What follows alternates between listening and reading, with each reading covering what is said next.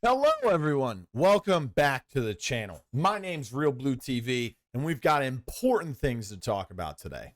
Or maybe not so important. Okay, so a lot of people have been coming into my Twitch channel, which is Real Blue TV on twitch.tv/RealBlueTV. Same name as the YouTube channel. And they've been coming in. Some have commented on some of the videos below here on the YouTube channel as well. And some people have asked me on Twitter, what do you think about Strikeout being in ranked? Does that mean that Strikeout's going to be in competitive again? All right, so long answer short. I don't know. I have no idea if Strikeout is going to be back in the competitive. My guess is probably since they added it to rank. They took King of the Hill out. I don't know. I like where we're at in the game right now because we're still trying new things. We're still testing things. But when it comes to testing Strikeout in competitive, we've already done this. We've done this for multiple months, for multiple $10,000 championships back last year in 2021, around this time, right? Number one team that comes to mind is like Cute Hamsters, Right Turtle, and of course, Strikeout Boys. I don't even remember off the top of my head who was on that freaking team, but they were called the Strikeout Boys. So the main reason why is because we were only playing Demolition at the time. And they also said, looking at the numbers, a lot of casual players enjoy Strikeout. I think this is before we had 6v6 TDM. This is before we had King of the Hill in the game. Like, King of the Hill wasn't even in the game at all yet. And we brought in Strikeout. So we're like, all right, we're going to try this, right? Back then, a lot of people were talking about, we need to capture a flag in the game. We need to capture the flag. We need to capture the flag. Capture the flag. Capture the flag. Capture the flag. Nowadays, those people have kind of calmed down with screaming that, but I think that we should start screaming it again, and I'll let you know here in a second why. All right, so basically they put Strikeout in, said, hey, bunch of casuals love Strikeout. Let's see if we put Strikeout into the comp and see if we can get it to kind of get more people to sign up for the tournaments. That worked for about 1 week. After that, we were back to the normal numbers, right? The average amount of teams, the average amount of players. I was doing everything I could to kind of get it promoted as much as possible. This was also around the time where I did not want to make a new Twitter. And my other one had gotten suspended because of a DMCA, right? Still don't have access to that one. So this is around the time where I had no Twitter to promote the tournaments or the games. And, I was having a tough time IRL myself. So I couldn't really help. But the thing is the Strikeout is not competitive, man. At the time that we did this experiment, the numbers did not grow like they thought they would because of Strikeout. We only had 2 game modes. Demo was kind of a slugfest at the time. Now it's a little bit more faster paced. Plus we have the draft. There's a lot of new things on the horizon. Econ has changed. So many different changes to Demolition, let alone all the other game modes. I think that we need to put King of the Hill back as a casual game mode and start to figure things out. I will even make a whole video about how we can change King of the Hill because they changed it in a good way where we have 6 hills and then the second rotation is only the first 4 hills, and the score is higher and it's only 1 round, sort of like Call of Duty. But the problem is that the spawns and most of the time the hills were awful. So we just need to, I got bird's eye view photos of all the maps. We can go through and we can talk about those in a whole video. But for right now, those were good changes, right? Putting in ranked, I don't know, because there's no way to vote on which game mode you're going to be playing. And now with Strikeout and Demolition both in ranked, but they're both separate queues, which I think we should do for King of the Hill too. Just put all 3 there in ranked. With separate queues. See what happens, right? See which one's bussing. But the thing that I really don't like about Strikeout is how when we did this experiment, we basically put it in there and the spawns were terrible. You were just getting spawn trapped. Eventually someone would get a kill and maybe that would open it up for the team getting spawn trapped to come back in. The other thing that I really don't like about it, unlike King of the Hill, You can only score points in King of the Hill if someone is actively on the hill. In Strikeout, that's not a thing. You just touch it, you capture it, which takes like 4 seconds, and then it's in your control without anyone standing on it. The whole team can just push up, spawn trap you. Then they said, okay, all right, we got to fix the spawns. They didn't fix them. They tweaked them. They got a little bit better. But, I mean, they went from like a 2 out of 10 to like a 5 out of 10. They're still terrible. You can still get spawn trapped.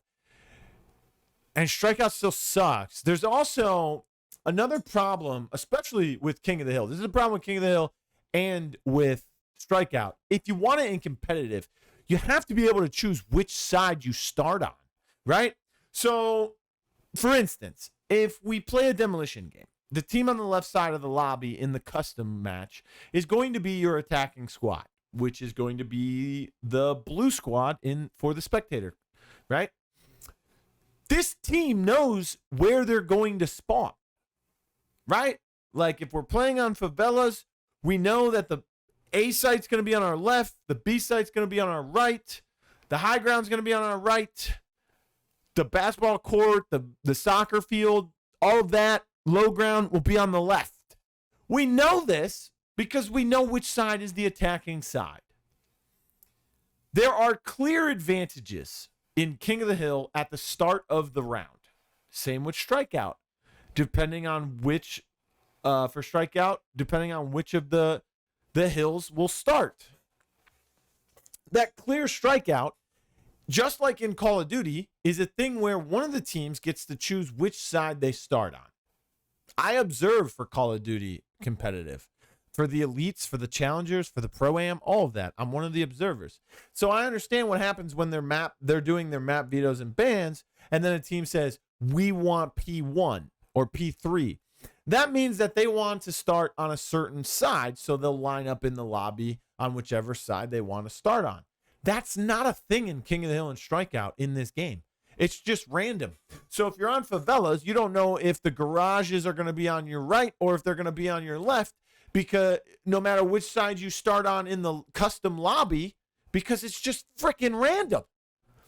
And, if you go to Skyfell inside the mall or, towards Aqua, there's a hill there for Strikeout. You are infinitely closer to that on the demo defensive side. It's just a fact. It doesn't feel like it, but trust me, you get there first. I just don't understand. We need to be able to choose which side we want to start on in King of the Hill and in Strikeout for custom games. That's a thing. Which side do you want to spawn on? So that's a big problem with both of those game modes. But then Strikeout spawns still suck. King of the Hill has some pretty bad spawns as well, but only certain ones on certain maps. And it's mainly because of how the hills are now drawn up with 6 hills. And that plays a major part in that. So will King of the Hill be in it? I don't know. I would like for it to be. Yes. Is Strikeout? I don't know. I'm going to say probably going to try this failed experiment again. Is demo going to be in it? Yeah, of course. That is the core game mode. So back in the day, the initial thought was to structure it kind of like a mixture of Halo and Call of Duty. We've got different maps, and then matches longer sets will be best of 5s, where you have your S&D type, which is your surgeon, which is your demo, your Slayer type. When TDM actually, when we were saying that we need to get rid of Strikeout, this is before King of the Hill was still even in the game. We were told that King of the Hill was coming, and then it came. And then what we did was we did all 3 game modes. So game 1 and 5 would be Demolition. Games 2 and 4 would be King of the Hill, and game 3 would be Strikeout. And we did run 10Ks like that for a while. The problem was that no one still liked Strikeout, and we still wanted it out. I did as a caster, and a lot of the players. That was the consensus. And what I was told was that I was told two things. One, TDM was coming. At this point in time, TDM was being introduced. And they said, if the TDM is good, we're going to replace the strikeout with the TDM. That never happened. And I'd rather see that. I mean, Halo, Splitgate, they have TDM. It's okay. COD doesn't, because they have a third game mode, which is Control this year. Then the other thing I was told at that time was, hey, if TDM's better, we're going to use that. The other thing was, my response was, what about capture flag? You know, it's been a highly wanted thing. And I also think that that could be pretty sick in this game with third person. You know, rogues have different abilities. You know, it's a hero shooter, but Rogue Company, right? And the initial response, and this is the last time I heard about this or had any information given to me about it, was that it was not working as intended during play tests. And I don't know why. There was no further information after that. Now, I used to be on the AOC, which was like a group of people that were elected by the community to represent them, and we had meetings with the devs. This was for Paladins. So you were elected into this position, and you got to be in that position for 1 full year. In the middle of that year, they would fly you to the studio. This is how I got to play Rogue Company in the studio before they announced it to the public, like even before a reveal trailer, right? So we got to play it in the studio. We also got to test the new Paladins character in the studio. And we also got to have meetings with them because we were there for like 3-4 days. And in one of the meetings, they were like, hey, we want to know if you guys have any ideas for new characters, whether it is characters, abilities, you know, styles, play styles, whatever. We want to hear it. And we had some great ideas. I'm going to be honest, the last 6 champs that Paladins released, about 3 of them were things that I gave them in that meeting, right? But anyways, one of the things that they taught us about game development, especially during that meeting, was that the best way to add new characters to a game is to kind of figure out what you want that character to do, and then see if you already have that technology in the game, right? So, for instance, if you've played Paladins, you know who Inara is. She can put up a stone wall. If you've ever seen or played Overwatch and you don't know what I'm talking about with Inara, think of Mei with her ice wall, right? It's a wall that's a certain thickness, and it can go up, and it comes out of the ground, basically. It comes from nowhere, right? The reason why I'm giving that as an example is because we, the AOC, me and the others and I, we had this idea. It was like, hey, there's, you know, in the game, we have all these projectile champs. We call them blast damage. What if there was an actual, or we call it splash damage too? We said, what if there's an actual champion that is like water centric and provides actual splash damage, right? So we were like, oh, yeah. It could be a flank, and their escape ability, which is like their movement ability, could be like them surfing on a wave.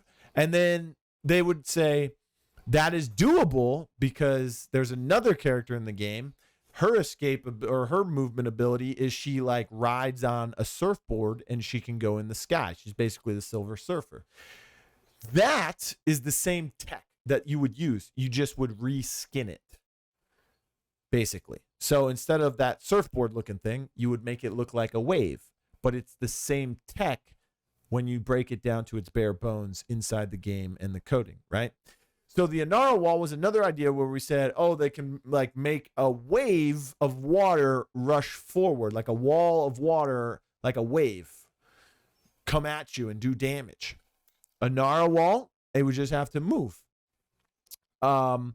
Which is also another thing because both of that tech is in there, right? You could make a water, like a geyser wall, that was another one where you would make a geyser that would kind of like boop people out of the way or like send them in the air or stun them or whatever it may be. That was like the Inara wall. Boom, that's already in the game. So you just reskin it, narrow it down to make it look like the size of a geyser and not a stone wall. And then another, the moving wave is basically the same tech as there was another frontline or tank character named Ashe, and her shield would roll forward during its duration. Boom, there you go. Kind of like a Sigma shield, I guess you would say, from Overwatch, because it can kind of move. That one you can stop and stuff by yourself.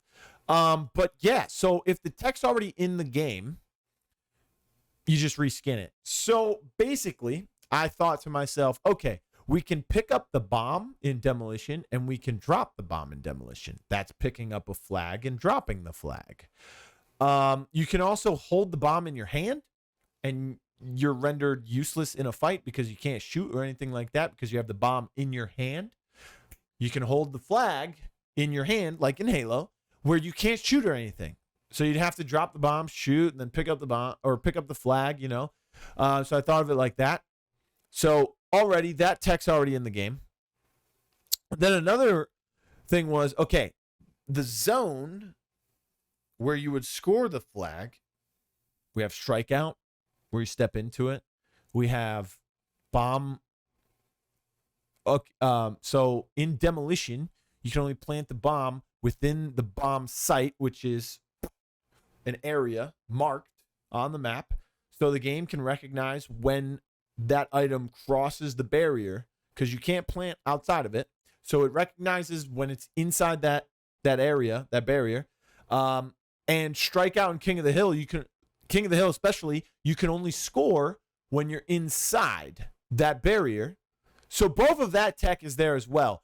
Now, why is it not working? I still to this day don't know. And it's been over a year. So maybe they're still trying to make it work. Maybe they kind of put it on the back burner. Maybe they're thinking of something else, because they have come out with different game modes, right? Wingman's come out since then. And also Dodgeball. Now, there was a short period where we were like, maybe we can play Dodgeball. But then we realized that Dodgeball's on smaller maps and you don't ever play Dodgeball on the other maps. For those of you who think Extraction is a good idea, no. That's the last I'm going to say to that. There is a game mode that Rome really wants in competitive. Don't know when it's coming. He's been saying it's been coming for like 2 months now at this point, maybe even 3 or 4. It's called Sabotage. And that's where basically it's Demolition with 2 bomb sites that are in each team's spawns. And you have to protect your bomb site from being blown up. And the bomb is neutral and spawns in the middle of the map. So each team can rush for the bomb and plant it in the enemy's territory, right? I'd be willing to try that one out. I don't think it would be better than King of the Hill. So that, I think, you know, if we put like Sabotage as our middle game mode in a best of 5, that'd be awesome. Maybe you can even put it as games 2 and 4 and then put King of the Hill as game number 3. That'd be sick. And then there was also Dodgeball, Sabotage, Extraction, Capture the Flag, Strikeout, King of the Hill, Demolition.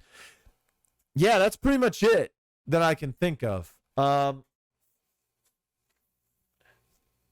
Yeah, that's pretty much all I can think of. Now, in a perfect world, what would I choose for a best of 5? I'd choose game 1 and 5 would be Demolition. Games 2 and 4 would be King of the Hill. And games... Actually, no, I would structure it more like COD instead of Halo, right? So, like, I would want to start off with some action. Get those fingers, get those triggers pulled. I'd start off with game 1 being King of the Hill. Game 2 would be our filler,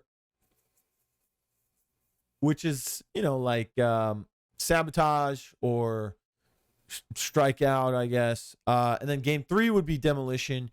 Game 4 would be King of the Hill. And then game 5 would be Demolition. So if it goes to game 5, we're ending on Demolition. That high that high stakes, oh no, bomb's been planted, stuff like that.